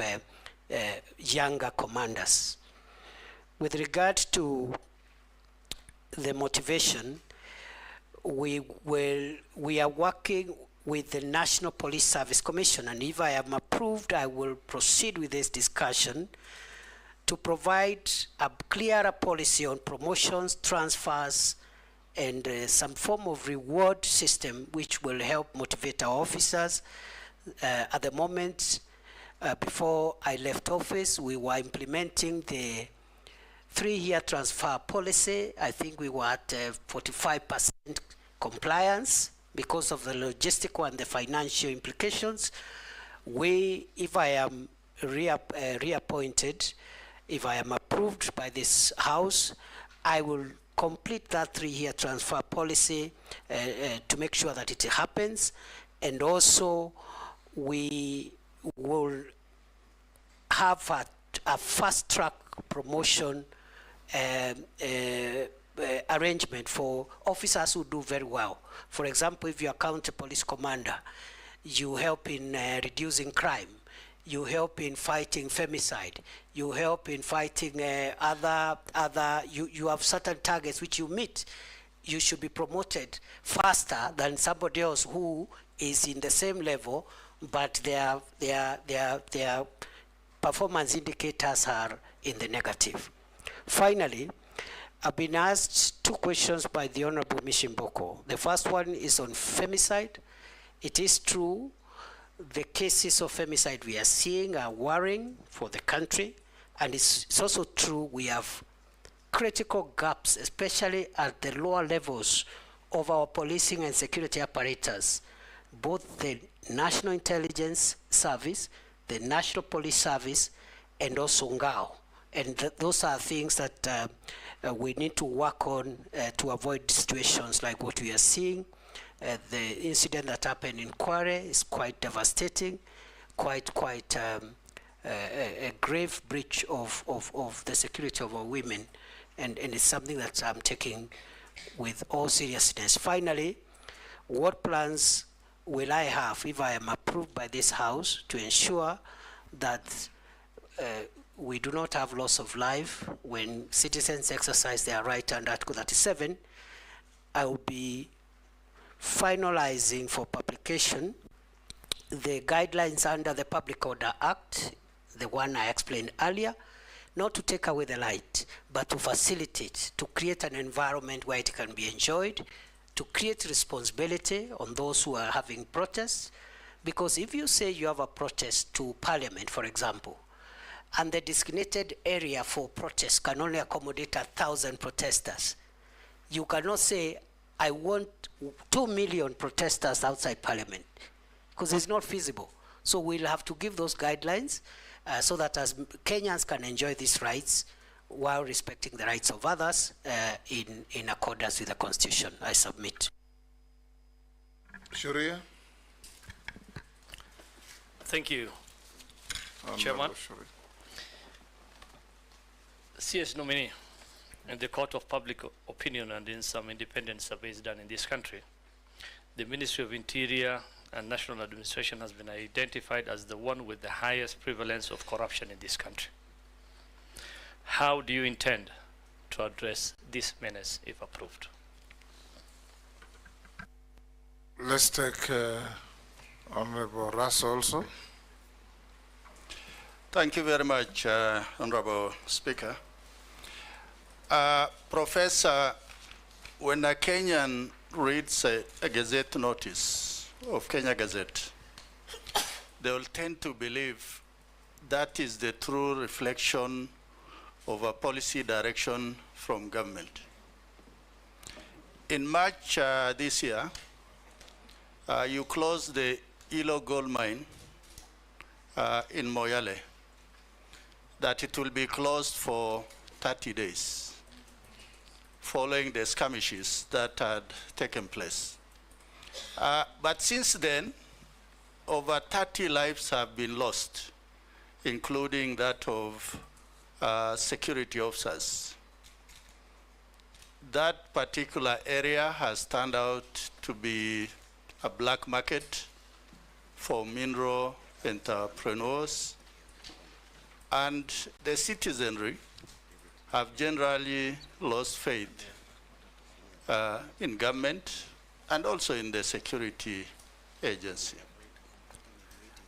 My question to you,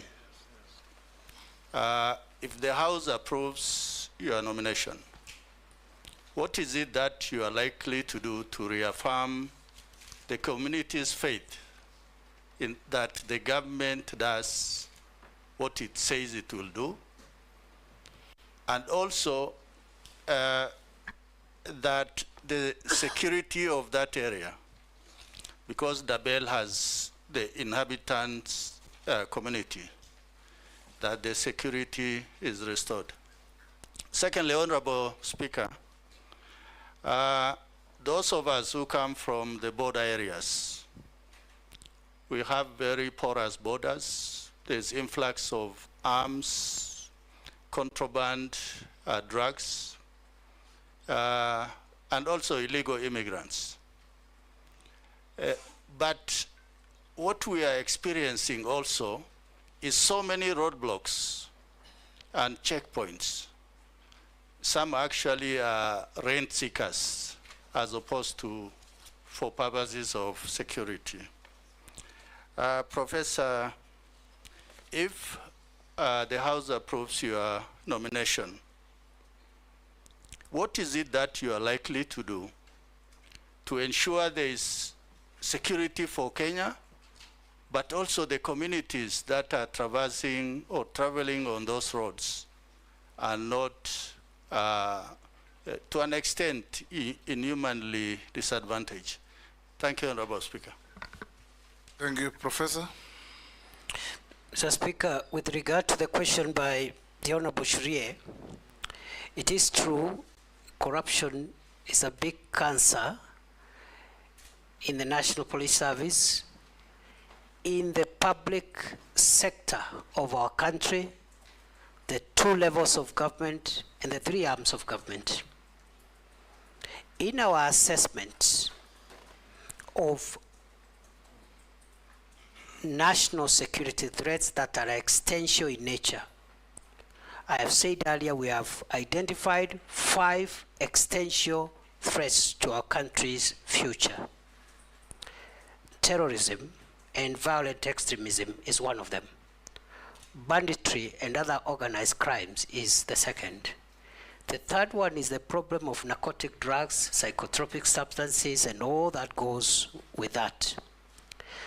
The fourth one is climate change and how it is creating disruption of livelihoods and breeding conflicts among communities. The fifth one is corruption. And therefore, going forward, if I'm reappointed, I am going to escalate programs, policies, and measures to eradicate corruption within the organs of the national security that are within the Ministry of Interior, but also propose for the rest of the country, the rest of the government and public sector, measures that can help us secure the country, because it's no longer an issue of the corruption by the police. It's an issue of corruption being able to actually threaten the country's future. And therefore, corruption is top 5 of our national security threat. Lastly, I've been asked about by the Honorable Didoraso about Hilo. It is true. Hilo gold mine in Dabel, Moyale, we closed in March for 30 days, but we've extended those orders. We have identified that area as a disturbed area because we lost some people there who were fighting over mineral rights, mainly illegal miners who had come, even some of them from other countries. So we closed it on security considerations. We are in talks with the Ministry of Mining to see how an orderly resumption of mining activities can happen. I was there physically in June. I was planning to go back in July before this happened.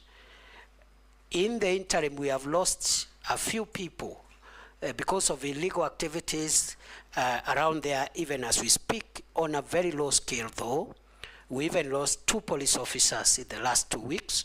So as soon as if I am approved, as soon as I'm in office, I will prioritize the Dabel issue to ensure orderly resumption of lawful mining activities to the benefit of the communities that are there. With regard to borders, the multi-agency roadblocks we have, especially the one in Archer's Post, the one in Mombasa, the Garsen-Malindi Highway, all the multi-agency roadblocks are working well, including the Kanyonyo one, the one on Garissa Mwingi, Nairobi Highway. What the criminals have done, those who smuggle arms and aliens and drugs, they are using alternative routes. What am I going to do? The same multi-agency approach that we have used on the main highways. We will increase our surveillance and put multi-agency effort, not necessarily roadblocks, but patrol teams by our special forces on the alternative routes that drug traffickers, human traffickers, and other criminals are using to harm our country. I submit. Honorable Mule. Thank you very much, Chair, and thank you very much, nominee. Honorable Speaker, I want to ask Professor that he came to be the Minister for Interior after the last election and be vetted by this committee and approved, and understanding very clearly the economic policy of the Kenya Kwanza policy of bottom-up economic transformation.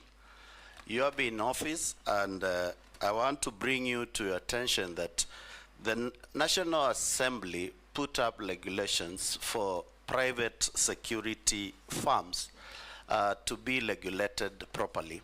And in the view of the better or the bottom up, it was to create employment. But in the time you have been in the office, this industry has suffered tremendous losses whereby you have not given them any regulations. You have not restored order and system in the private sector. And I would wish to know exactly what are you going to do. These private companies have been providing employment to more than almost 1.5 million Kenyans, and they could do better if the government enables proper regulations to create that. And you revoked the license of the Private Security Regulatory Authority, whereby 9 companies plus in this country have not been able to create employment. Are you in the tandem of the idea of creating employment, or making sure that there is no more employment and reducing the tax collection for the government? Because that is in your docket, whereby you need to create environment. And being the last person, Mr. Speaker, I would wish to ask the CS to give us a number of activities he has participated in pro bono work in this country, preview to being a CS or after being nominated as a CS in this country. And last but not least, CS, the issue, I'm the last one, so I just want to give him 10 minutes to respond to me. The nominee, the issue of ID in this country is really, really alarming, especially to the young people who are intending to join institutions of higher learning. And I can assure you, quite a number of them, they are not able to register or for admission in the Institute of Higher Learning. What can you do better to make sure that every young people, and especially the Gen Zs, immediately they are clearing their secondary school, they acquire their IDs at the tail end of their Form 4?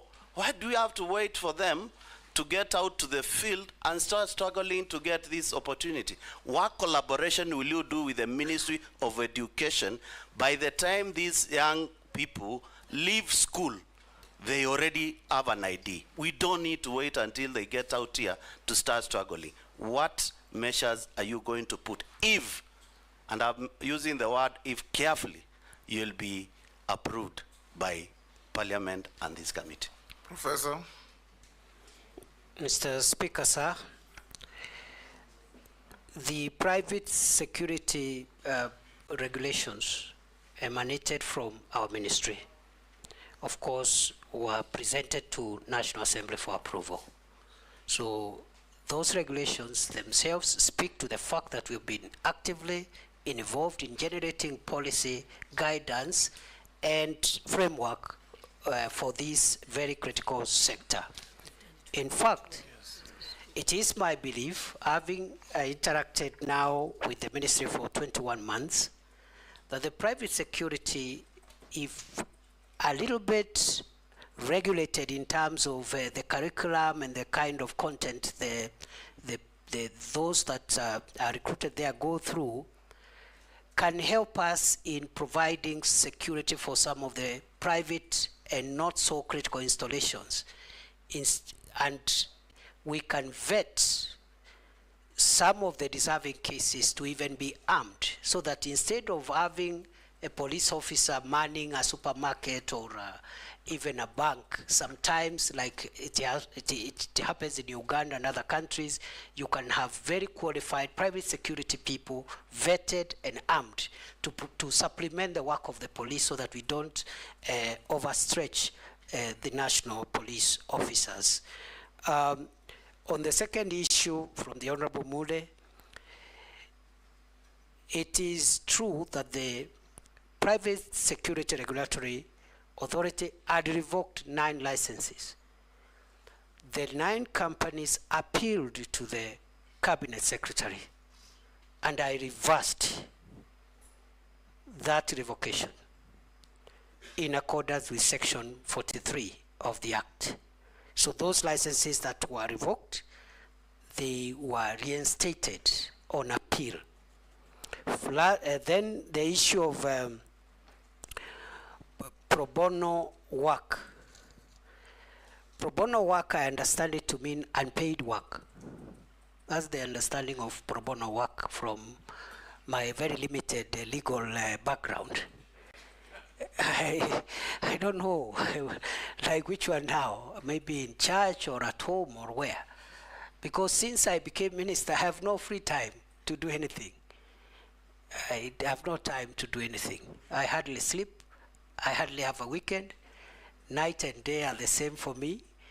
But before then, I used to volunteer in many activities, some organized by Law Society of Kenya, some organized by church organizations, etc., etc. The last question by the Honorable Mule is on identity cards. We have suffered the current discomfort because of court injunctions. That's number one. Court injunctions for 4 months between last year and early this year, and right now there's even another court injunction. Number two, we have suffered the disruption because of change in technology from the second generation ID to the third generation ID. And I have explained the need for us to change the technology, because the current ID we have, the second generation ID, cannot be recognized outside this country. It cannot even be a travel document. The security features are very rudimentary, very basic. And therefore the move to new technology, better technology, more secure document has caused disruption. Court injunctions have also caused destruction. And just like passports, in the event that I am reappointed, because the member said he used if deliberately, of course, I also want to promise, if I am reappointed, the same way I have focused on reforming the immigration directorate and helping unclog the passport inefficiency problem, I will focus on IDs and also birth and other citizen documents to ensure that we get optimum results. In fact, for example, a death or birth certificate should be obtained the same day, within 12 hours on application. And perhaps the ID, we should be able again to once we get out of the court injunction, we should be able to retain the 7-day target. At the moment, we are working with 21 days before the injunction. Thank you, Minister nominee. Sorry, Naisula. I didn't want to go another round. Speaker, I will not. After this nominee, I'll never ask for another round, and it's not a question, it's just a comment, because I'm very passionate about the issues on North Rift, and if the nominee happens to be approved by this committee and the National Assembly, I would like to just say that even as you deal with security matters and the hardware, please remember also peace and dialogue of those communities. Now that there seems to be some semblance of calm, this is the best opportunity to now engage those communities to deal with the stereotypes, and also for them to be able to remove the criminals among the communities. Please, in case this committee passes you, approves you, ensure that you have a budget that will help you to engage the communities so that we can deal this issue once and for all. For Shakahola and Kware and all the other issues, we want to see action and not just talk. Yes. Thank you, Honorable Speaker, for the supplementary one. In conclusion, CS nominee, your appointing authority has considered to the country that one of the failings that the President considered to was lack of communication. You have told us here of very good measures that you have taken in the State Department for Immigration, especially in the processing of passports and all that. However, that information is never in the purview of the public, members of the public. And indeed, I have an incident, CS, where a Kenyan in the US called me very desperate that they could not get their passport despite having paid somebody about 20,000 shillings. For a passport was, I think the normal charges are about 4,000 or 3,000 something. And when I followed up the case, the person who was even paid this bribe was not an officer at the Immigration Department, and it took the intervention of the Director General of Immigration, Ms. Evelyn, to get the DCI to hunt for that person. Somebody extorting Kenyans money from Eastlands, pretending to be working in Nyayo House. And therefore, the lack of communication aspect in your ministry is what I want you to address. Should you, or if you are approved, what are you going to do to ensure that there is proper communication to the public so that the public are not taken advantage of by criminals out there in Eastlands and elsewhere who are extorting bribes from Kenyans on the pretext that they are working in Nyayo House? And just like Owen Bayer said, you once declared Nyayo House a crime scene. That crime scene now seems to have moved from Nyayo House to the periphery of Nyayo House and other areas. I would want to hear what specific measures you intend to take to make sure there is proper communication. Kenyans know how much they ought to pay and to who, and so that they're not taken advantage of, because you are also aware that has been very rampant. Chairman, thank you. Chairman, I just wanted to ask the CS, this issue of the IDs. Professor, you say the IDs will expire after 10 years. Have you put into consideration the vast areas, people like in North Turkana, how far they travel to get IDs? Because IDs are not like passport, they're essential documents that people must have all the time. After, you know, it will be cumbersome for them to go to those centers to go and get IDs. And secondly, on this unrest, you have seen that, as you have said, the IG resigned. But are you aware, in your absence while you are away, we used to have Baba while you are away, but while you are away, that a new IG was appointed? He's still away, he can't answer that. No, but that, what is your take? That we were told 60 years, Mr. Speaker, I'm putting it in a better way. Yes. We were told when somebody reaches 60 years, he should leave the public service. Are you aware that a new IG has been nominated who's 64 years or 63 years, who has retired, who is being recycled? I don't know what extra thing is going to bring. And my last question is on illicit brews. The Interior Ministry has been accused by the Deputy President of sabotaging the war in illicit brews.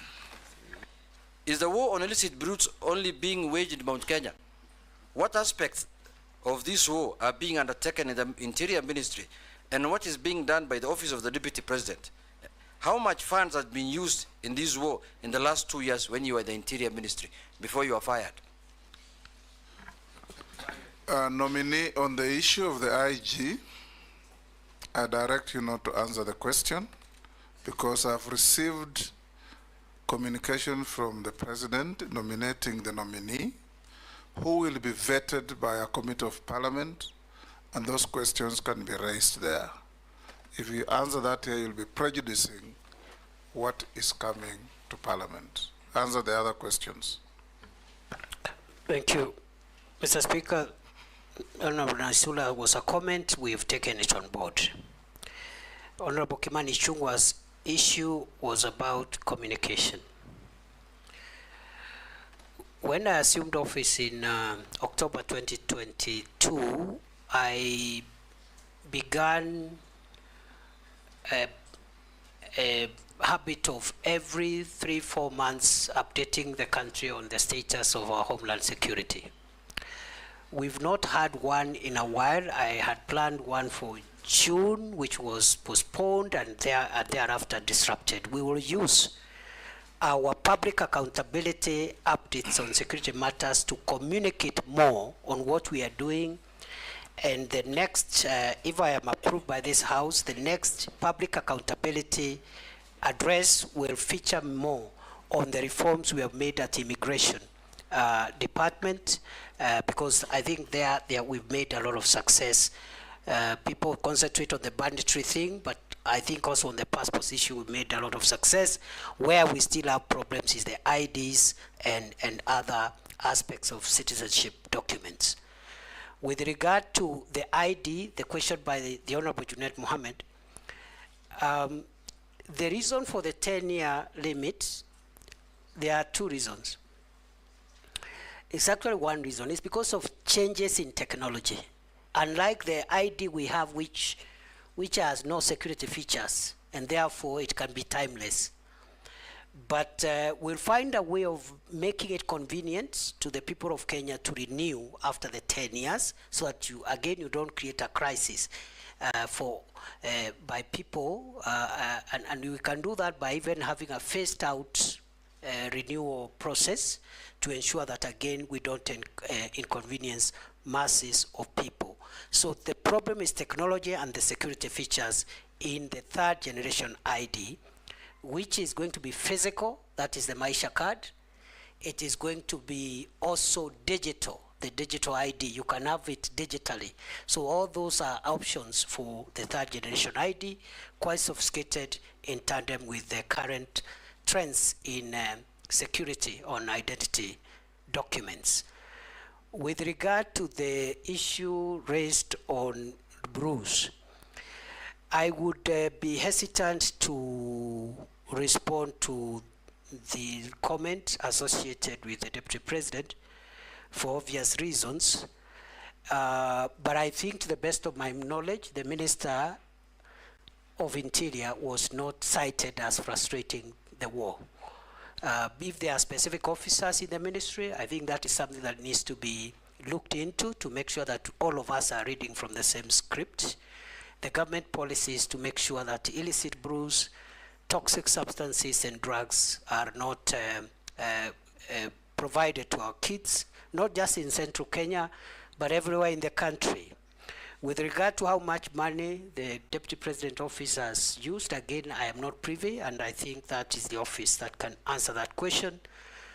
How much funds have we used in the fight against brew? We have not allocated any special budget in the Ministry of Interior in the fight against illicit alcoholic drinks and drugs. We have used our normal budgets, our normal security operations budget, to carry out that program as part of the normal programs. I submit. Professor, I'll ask you one or two questions. The first one is a furtherance on the issue of IDs. As you introduce a 10-year ID, just take into account that an ID in this country is everything. You can't enter a supermarket, you can't open a bank account. The old and PWDs cannot access social safety net funds without an ID. Now, if you are going to have that ID last for 10 years, then you must put in place a seamless renewal process so that people don't suffer because of failure to renew an ID card. And if you are approved to go back to office, I would want to see that you draft regulations that will guide and manage renewal of IDs and bring to Parliament for approval. The second issue I want to ask you, nobody asked you, prisons fall under your authority if you are approved. What are you doing, or what do you propose to do about prison reforms? I remember when we were senators and we went with you to Kithure, and we found prisoners literally half naked, poorly dressed, and looking like they were very poor hygienic conditions in which they were operating.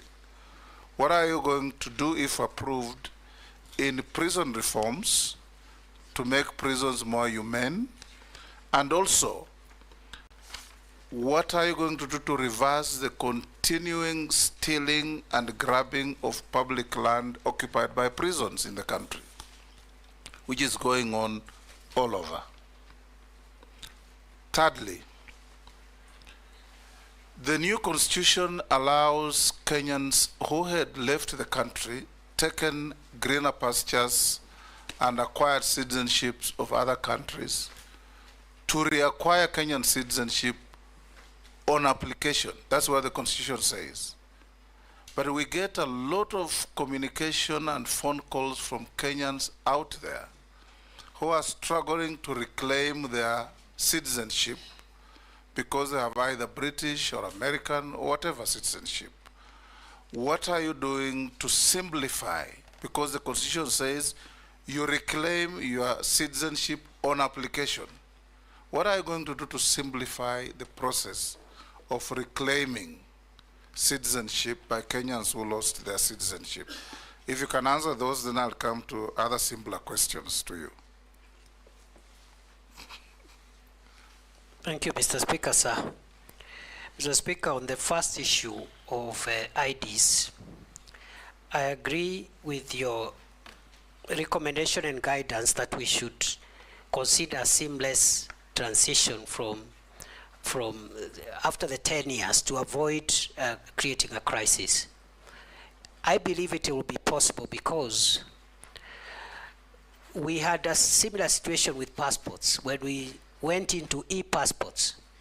So what you do, for example, is to say that the ID that has expired will continue operating until you get a new one, for example, because you cannot be faulted because of a government administrative measure. Number two, we will make sure that we anticipate and put in place a rapid response initiative where you deploy additional facilities, additional service points, additional personnel, even if it's on a temporary basis, at a time when many of these IDs will be expiring. But by and large, the old ID, the expired ID should work until when the state gives you a new one, because it's simply for technology purposes, safety features. It is not that we will give again another ID. It might even be the same, depending on whether or not we will consider that ID as being secure, a secure document by that time. With regard to regulations as guided, we will prioritize that, Mr. Speaker. With regard to Kenya prisons, we have part of the Maraga Task Force report. We have a number of recommendations on modernizing and reforming the prisons, which we are taking up. I have prepared a CAB memo, which had not been submitted to Cabinet, but I'm sure if I'm reappointed, that will be a priority. And the areas of reform include making the prison enterprises more productive by investing in better technology in their workshops to make sure they produce more competitive goods which are affordable.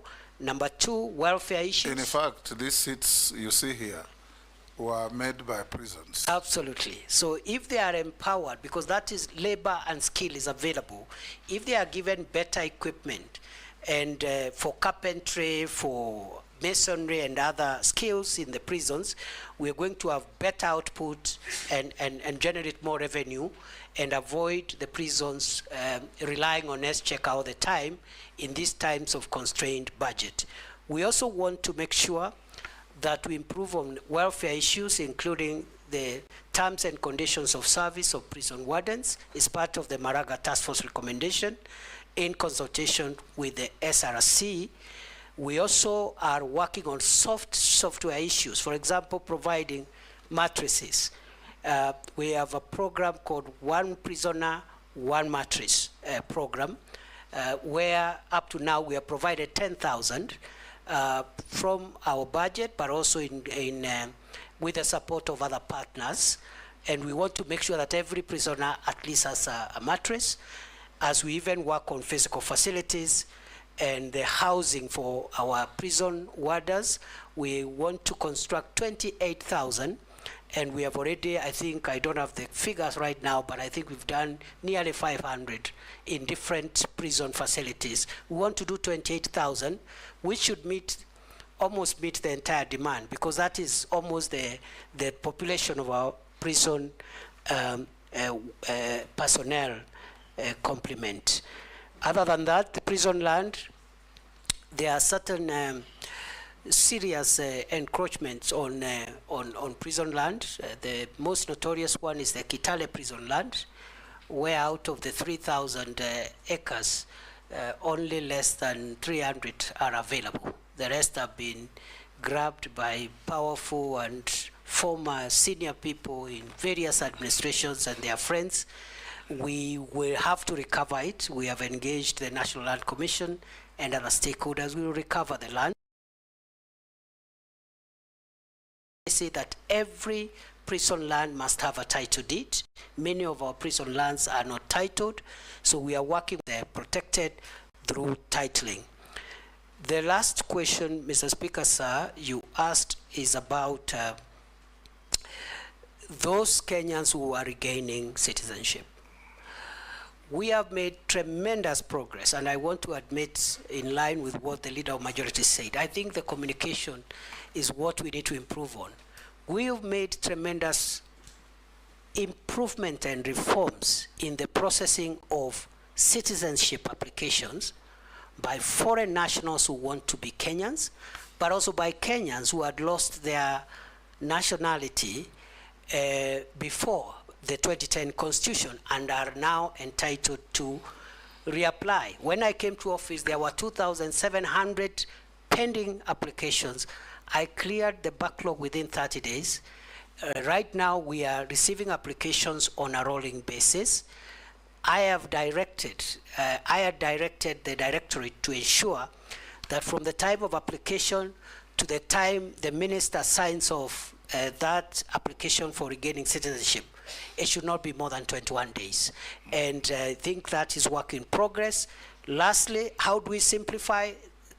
We will reduce the paperwork. There is a bit of paperwork in that Directorate, and we want to reduce it and go digital and make sure that we even bring the timelines from 21 days to 7 days to possibly 3 days on application. I thank you, Mr. Speaker.